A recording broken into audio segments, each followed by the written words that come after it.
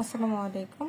আজকে আমরা কোন একটা সিস্টেমে টিডিএস সমীকরণ প্রতিপাদন করার চেষ্টা করব। প্রথমেই আসি, আমাদের বলছে কোন একটা সিস্টেম, এটা আমরা ম্যাক্সওয়েলের সূত্র দ্বারাও প্রতিপাদন করতে পারি, আবার কার্নো চক্রের দ্বারাও টিডিএস সমীকরণ প্রতিপাদন করতে পারি। আবার ম্যাক্সওয়েলের সূত্র দ্বারা আমরা সিপি আবার সিভি এই দুইটা ক্ষেত্রেও টিডিএস সমীকরণ প্রতিপাদন করতে পারি। সিপি দ্বারা কি বোঝায়? স্থির চাপে মোলার আপেক্ষিক তাপ, এবং সিভি দ্বারা বোঝায় স্থির আয়তনে মোলার আপেক্ষিক তাপ। আমরা যেই সূত্রটা প্রয়োগ করব সেখান থেকে আমাদের টিডিএস সমীকরণটা বের হয়ে চলে আসবে। তাহলে আমরা যদি কোন একটা সিস্টেমের টিডিএস সমীকরণ প্রতিপাদন করি, সেক্ষেত্রে আমাদের কি করতে হবে? কোন একটা সিস্টেমের এনট্রপিকে টি এবং ভি এর ফাংশন ধরতে হবে। কি করতে হবে? সিস্টেমের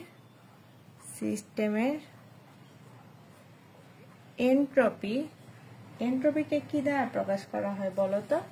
এস দ্বারা। তাহলে এস কে টি ও ভি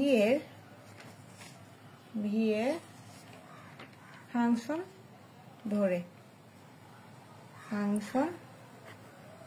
বিবেচনা করে আমরা কি করলাম?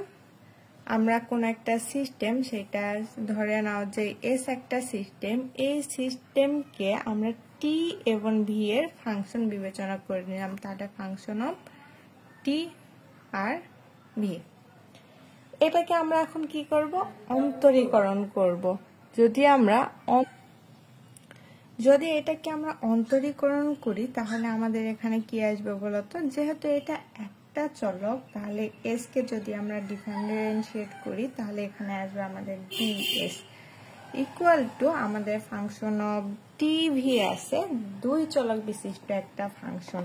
তাহলে এটাকে আমরা কি করব বলতো? যখন একটা ফাংশন নিয়ে কাজ করব, আর একটা ফাংশন স্থির অবস্থায় থাকবে।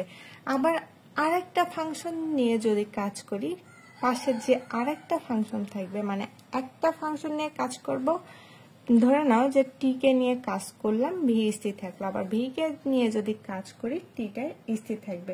তাহলে একজনকে স্থির রাখতে হবে, আর একজনের সাপেক্ষে আমাদের ডিফারেন্সিয়েট করতে হবে। তাহলে টি কে যদি আমরা স্থির রাখি বা ভি কে স্থির রেখে টি কে ডিফারেন্সিয়েট করব, কার সাপেক্ষে? আমরা ডিএস এর সাপেক্ষে। তাহলে আমাদের এইদিকে ডিএস ইকুয়াল টু আমাদের কি আসবে বলতো? ধরে নাও যে আমরা টি কে বা আমরা ফার্স্টে ভি কে স্থির রাখবো। তাহলে যদি আমরা ভি কে স্থির রাখি, তাহলে উপরে আমাদের কার সাপেক্ষে? এস এর সাপেক্ষে। Del S divided del T. আমাদের স্থির কি ছিল? ভি। আর এইটা আমাদের ডিটি, তাই না? এটা আমরা সূত্র আগে থেকে জানি যে আমরা যখন ভি কে স্থির রাখবো বা টি কে স্থির রাখবো, একটা ফাংশনকে স্থির রেখে আরেকটাকে ডিফারেন্সিয়েট করতে হয় যখন দুইটা চলক থাকে সেক্ষেত্রে। তাহলে ডিএস ডিভাইডেড ডেল টি আর del S divided del T আমাদের ভি স্থির ইন্টু ডিটি। ডিটি কেন হলো? ফার্স্টে আমরা আংশিক অন্তরীকরণ করলাম টি এর সাপেক্ষে, তারপরে এটাকে আমরা পূর্ণ অন্তরীকরণের ক্ষেত্রে ডিটি বসিয়ে দিলাম।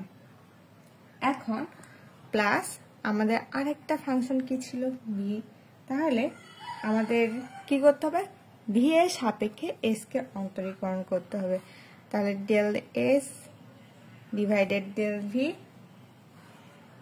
ইন্টু কার সাপেক্ষে? আমাদের ভিভির সাপেক্ষে। আর এখানে স্থির কে থাকবে? টি স্থির। যেহেতু আগে আমাদের ভি স্থির ছিল, এখন টি স্থির। এই যে একটা ফাংশন পাইলাম, এখন এই ফাংশনের উভয় পাশে আমরা টি দ্বারা গুণ করে দিব। তাহলে এই দিকে যদি আমরা টি দ্বারা গুণ করে দেই, তাহলে আমাদের আসবে টি ডিএস। আমাদের টি দ্বারা গুণ করতে হবে প্রমাণের সাথে। আমাদের প্রমাণ কি চাইতেছে তার উপর ভিত্তি করে আমাদের ক্যালকুলেশন তো করতে হয়, তাই না? তাহলে এখানে আমরা টি দ্বারা গুণ করে দিলাম। যদি এখানে টি দ্বারা গুণ করে দেই, এখানেও তো আমাদের টি দ্বারা গুণ করে দিতে হবে। তাহলে আমাদের এখানে আছে ডিএস ডিভাইডেড ডিটি আমাদের ভি স্থির into dT plus del S del V T স্থির ডিভি। এটাকে ধরে নাও যে আমরা 1 নম্বর সমীকরণ দিব, আর যদি না দেই তাহলে কোনো সমস্যা নাই। তারপর আমরা কি করব বলতো, আমাদের একটা সূত্র জানা আছে, আমরা এখানে সিপি সূত্র বসাইতে পারি, আবার সিভি সূত্র বসাইতে পারি। তো আমরা এখন কি করব, সিভি সূত্রটা একটু বসিয়ে দেখি যে আমাদের কি আসে, তাই না? তাহলে সিভি সূত্র, CV equal two TDS, CV equal two, side note দেই বা আমরা আবার লিখে এটা লিখতে পারি, আবার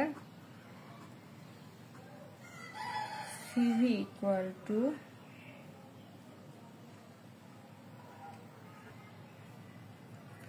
CV equal to T into del S del T into B। CV এর মান আমরা কত জানি বলতো, এইটা আমাদের মুখস্থ মান বা এটাকে আমরা বলতে পারি সূত্র। যেগুলো সূত্র হয় সেগুলো আমাদের ব্যাখ্যা দেওয়া কখনোই যায় না, তাই না? সূত্র সবসময় মুখস্থ করতে হয়। আর আমাদের ফিজিক্যাল কেমিস্ট্রি 2-তে যেগুলো আমরা মান বসাই সবই সূত্র, সবই মুখস্থ করতে হয়। তাহলে CV equal to T into del S divided del T আমাদের ভি স্থির। যেহেতু এটা কিসের ক্ষেত্রে, মোলার স্থির আয়তনে মোলার তাপ ধারণ ক্ষমতা। তাহলে এখানে আমরা লিখে ফেলাও ভালো যে স্থির আয়তনে মোলার আপেক্ষিক তাপ বা আচ্ছা লিখি মোলার আপেক্ষিক তাপ। তাহলে স্থির আয়তনে CV equal to T into del S divided del T into V, এটা আমরা জানি। এখন আমরা ম্যাক্সওয়েলের একটা সূত্র জানি বা ম্যাক্সওয়েলের তাপগতীয় একটা সূত্র জানি। ম্যাক্সওয়েলের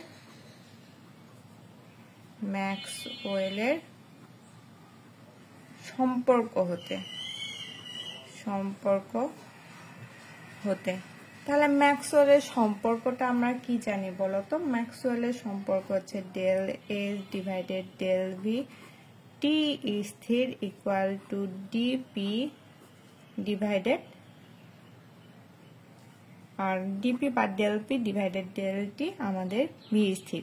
এটা আমরা ম্যাক্সওয়েলের দ্বিতীয় সম্পর্ক হতে মেবি জানি যে del S divided del V into T স্থির equal to del P divided del T V স্থির। এই সম্পর্কটা আমরা জানি। এখন আমরা কি করব বলতো, এই যে আমাদের 2 নাম্বার যে সমীকরণটা আছে, সমীকরণে আমরা শুধুমাত্র মান বসিয়ে দিব। তাহলে ধরে নাও যে এটাকে আমরা 3 নাম্বার সমীকরণ দেই, এটাকে আমরা 4 নাম্বার সমীকরণ দেই। তাহলে আমরা লিখে ফেলি যে 1, 2 এবং 1 এটা 2 নাম্বার সমীকরণ, এটা 3 নাম্বার সমীকরণ। তাহলে আমরা লিখে ফেলি 1, 2 ও 3 হতে। তাহলে দেখো তো আমাদের ছিল টিডিএস, তো টিডিএস এর জায়গাতেই থাকবে। আর এখানে আমাদের T into del S divided del T into V. এই যে দেখো তো T into del S divided del T into V, এইটুকু অংশ আছে না, এইটুকু জায়গাতে আমরা কি বসাইতে পারি, সিভি বসাইতে পারি। তাহলে সিভিটা বসিয়ে দিই, সিভি। আর এখানে ডিটি ছিল, তাহলে এখানে আমাদের বসবে কি সিভি ডিটি প্লাস, যেহেতু স্থির আয়তনের মোলার আপেক্ষিক তাপ। আর আমরা এখানে কি দেখো তো, del S divided del V into T স্থির equal to del P divided del T V স্থির।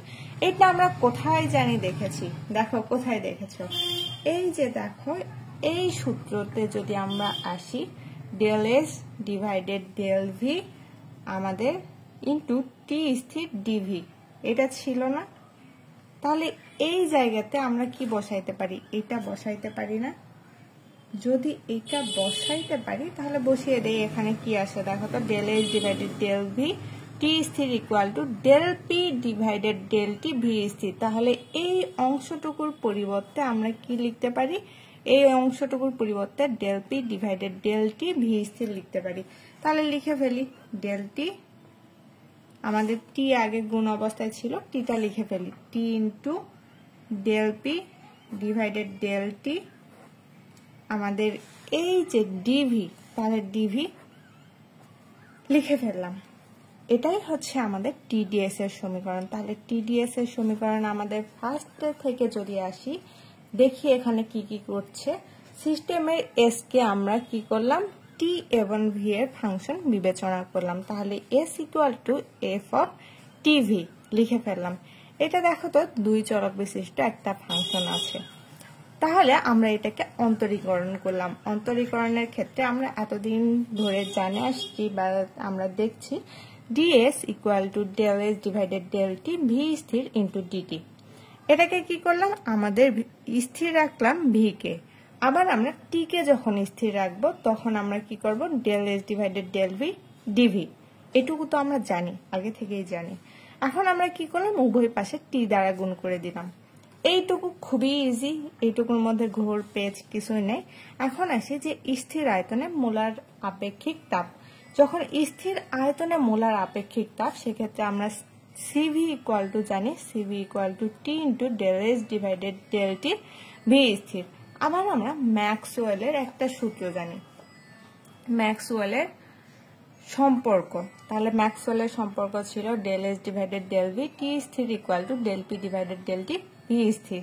এটাকে আমরা 2 নম্বর সমীকরণ দিই, এটাকে আমরা 3 নম্বর সমীকরণ দিই, এটাকে আমরা 2 নম্বর সমীকরণ দিয়ে দিই। এখন আমরা লিখে ফেলি 1, 2 এবং 3 হতে। তাহলে 1 নম্বর সমীকরণ ছিল টিডিএস ইকুয়াল টু, এই যে এইটুকু অংশের পরিবর্তে আমরা সিভি বসিয়ে দিলাম। তাহলে সিভি ডিটি প্লাস আমাদের T del S divided del V, এই যে এইটুকুর পরিবর্তে আমরা এই অংশটুকু বসাইতে পারি। তাহলে এই যে বসিয়ে দিলাম, আমাদের সমীকরণটা দাঁড়ালো TdS equal to CV DT plus T into del P divided del T V স্থির ডিভি। এই যে আমাদের সমীকরণটা পাইলাম, এটাই হচ্ছে আমাদের টিডিএস এর সমীকরণ। এখন আমাদের অনেক সময় কোশ্চেন আসে যে আমাদের টিডিএস এর সমীকরণ হতে কিউ ইকুয়াল টু টিডিএস, এটা বের করতে হবে। কোন একটা সম্পর্ক হতে বা কোন একটা সিস্টেমের টিডিএস এর সমীকরণ হতে আমাদের কিউ ইকুয়াল টু টিডিএস এটা বের করতে বলতে পারে। এটা কার্নোট চক্র থেকে হোক, আবার ম্যাক্সওয়েলের সম্পর্ক হতেই হোক। এখন আমরা যদি এই সম্পর্ক থেকে কিউ ইকুয়াল টু টিডিএস বের করতে চাই, তাহলে আমাদের কি করতে হবে বলতো। যেহেতু এই যে এটাকে আমরা 4 নাম্বার সমীকরণ দ্বারা প্রকাশ করলাম, এখন আমরা কি করব, যেহেতু আমরা জানি স্থির আয়তনে যেটা আমরা ধরে নিয়েছি বা সিস্টেমটা ধরে নিয়েছি সেটা আমরা স্থির আয়তন রেখেছিলাম। তাহলে স্থির আয়তনের ক্ষেত্রে স্থির আয়তনে যখন আমরা স্থির আয়তন নিব তখন আমাদের ডিভি ইকুয়াল টু কি হয় বলতো, 0 হয়ে যায়, তাই না। এখন আমাদের যে সমীকরণটা ছিল, এই যে দেখো তো ডিভির যে অংশটুকু সেটুকু পুরোপুরি 0 হয়ে যাবে। যদি 0 হয়ে যায় তাহলে আমাদের এখানে থাকবে কি TdS equal to CV DT plus T into del P divided del T V স্থির ইন্টু 0। তাহলে পুরো অংশ 0 হয়ে গেল। আর আমাদের থাকলো কি TdS equal to CV dT, তাই না। তাহলে TdS equal to CV dT. এখন আমরা সিভি ইকুয়াল টু কি জানি, CV equal to d Q divided dT, এটা আমরা জানি। এখন এখান থেকে আমরা CV dT equal to d Q লিখতে পারি না। যদি আমরা লিখতেই পারি তাহলে টিডিএস ইকুয়াল টু কিউ বা আমাদের ডিকিউ। ডিকিউ এই যে আমাদের সম্পর্কটা প্রতিপাদন হয়ে গেল, টিডিএস ইকুয়াল টু ডিকিউ। আর আমাদের আগে ছিল কোন একটা সিস্টেমে টিডিএস এর সমীকরণ প্রতিপাদন করো। তাহলে যদি আমাদের টিডিএস এর সমীকরণটা চাই তাহলে TdS equal to CV DT plus T into del P divided del T V স্থির ডিভি। এখন অনেকে আমাকে বলবা যে আপু আমরা স্থির আয়তনে না, আমরা স্থির চাপে মোলার আপেক্ষিক তাপ বের করতে চাচ্ছি। সেক্ষেত্রে আমাদের কি হবে, এই পর্যন্ত একই রকম হবে, শুধুমাত্র সিভির জায়গাতে আমরা কি করব, সিপি এর মান বসিয়ে দিব।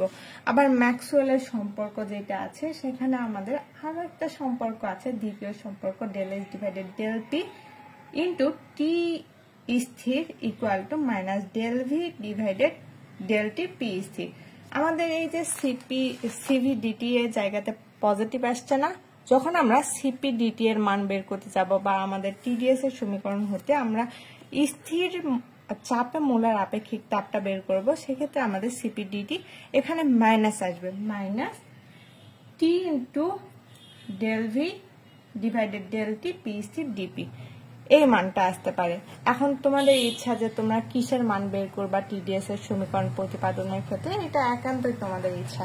তাহলে এটাই ছিল আমাদের কোন একটা সিস্টেমের টিডিএস এর সমীকরণ প্রতিপাদন বা ম্যাক্সওয়েলের সূত্র হতে বা সম্পর্ক হতে টিডিএস এর সমীকরণ প্রতিপাদন। আসসালামু আলাইকুম।